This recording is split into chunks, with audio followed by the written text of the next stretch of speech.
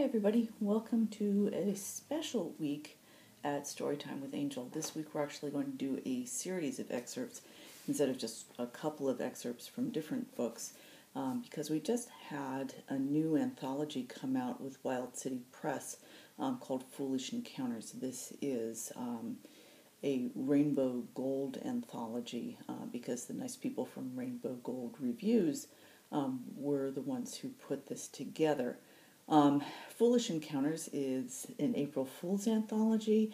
While not all of the stories in it are comedy, they were all written from prompts that the authors were encouraged to come up with that were the most outrageous prompts that they could possibly think of. And some of them were really outrageous. So these are the 7 stories that came out of that actually got written from that event when Mark had asked us all to come up with these outrageous prompts. So the April Fool's anthology, Foolish Encounters, in those 7 stories, 4 of them actually ended up being science fiction, which I thought was really fun. And then we have 1 fantasy and 2 contemporaries as well. And I'm going to read excerpts from some of them that the authors have given me permission to read from. And the one that I wanted to start with today,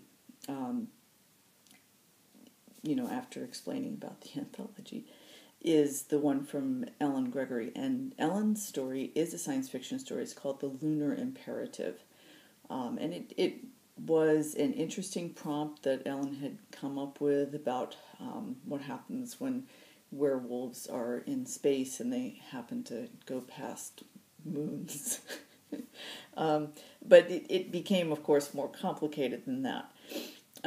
So what we have is a science fiction story that sounded like it was going to be a funny one, but it actually ends up being more serious for the most part. And it's a really interesting concept, I thought. So the Lunar Imperative, the blurb reads, "The Vargan Guard of Shelley X7 are renowned for their ferocity. Elite shock troops. They specialize in terror, death, and destruction. It would be sheer foolishness to use the Vargans for a delicate covert mission, wouldn't it?" Hakon and his unit would disagree. They have a score to settle, and the right sort of foolishness can succeed where common sense and strategy fail. A corrupt planetary administrator backed by an assortment of scum will discover that Vargan revenge is almost as sharp as their fangs. So, we have these guys. The Vargan Guard are actually genetically altered humans, so they've been bred to be these perfect warriors, and that's who we follow here in this story. And the beginning is what I have here as an excerpt from Ellen that she wanted me to read for you. So that's what we're going to read today from the Lunar Imperative. This is by Ellen Gregory in the Foolish Encounters anthology. Hakon leaned back, pressing his head into the padded rest as the expected vibration of re-entry began. The seat, built to conform to galactic standard, creaked under his weight, and a sharper jolt set his teeth on edge.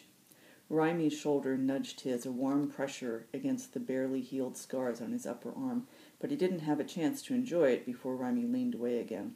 "Sorry, Sarge." Raimi's voice could barely be heard over the scream of the engines. "I didn't expect it to be so rough." The pod ship lurched. Hakon peered down the cabin to the helm where the pilot busied himself with the console. Occam could fly anything, deep space or atmospheric. He didn't smell concerned, so Hakon figured they could all relax. He leaned a little to look back into the body of the pod. "Everyone all right?" he asked. "If you're going to hurl, do it in a bag.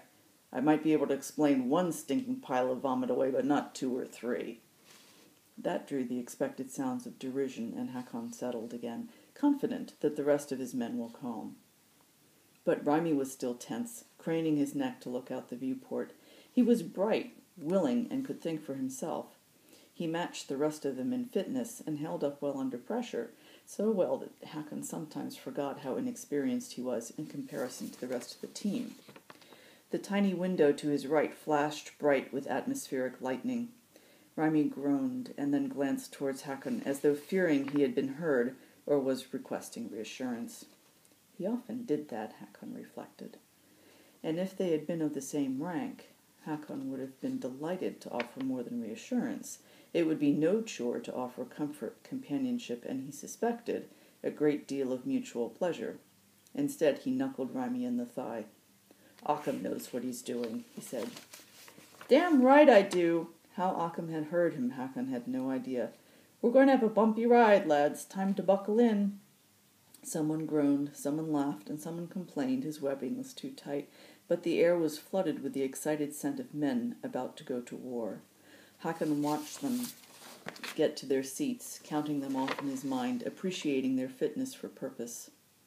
Huge, hulking, and strong, with a fearlessness tempered by sly caution, the Vargan Guard were the universe's best shock troops, and they knew it. The mission wasn't a good fit for their talents, but they didn't care. Raimi followed the rest of the team to their positions, but paused to nod to Hakon. Good luck, Sarge, he said. We'll be there. I know, lad. Hakon couldn't resist touching him again, just a brush of his fist against his hip, urging Raimi away. Take care of Eowyn Fowlin. Keep their minds on the job instead of each other. Raimi snorted. He hesitated a moment, stooping to return the gentle knuckled nudge, the backs of his fingers lingering on Hakon's collarbone.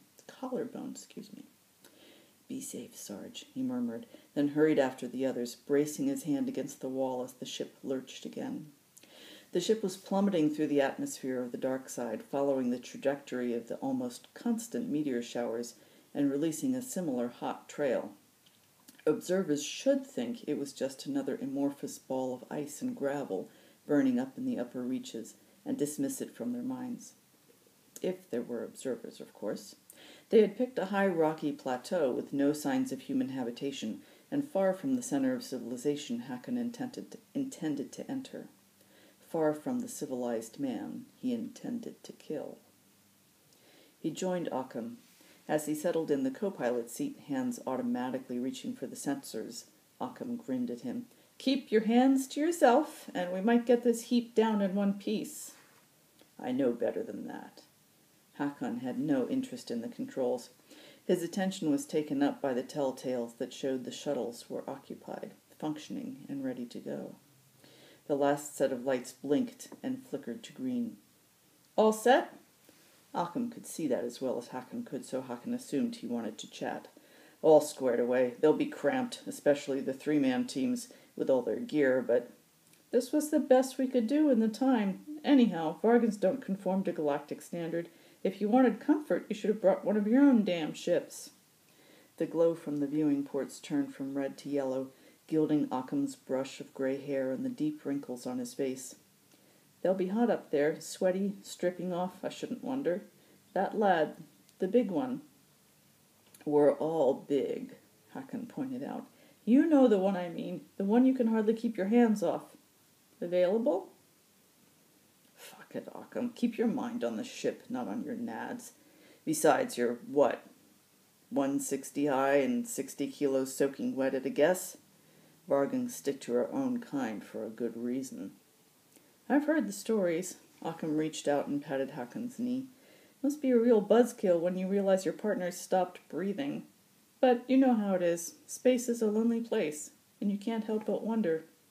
Hang on. Almost time to shed the load. All right. And that's our Vargan team going down to the planet to start wreaking some havoc.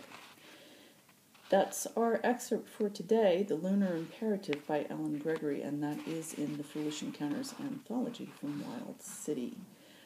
We'll actually be reading several more excerpts from the anthology this week.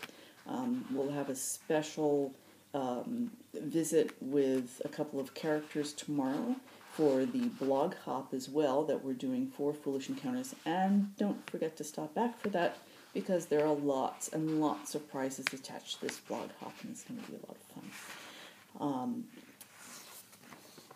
I'll have the schedule for the blog hop as well as all of the links below, and we will actually see you tomorrow with another excerpt an interesting blog, and lots of prizes.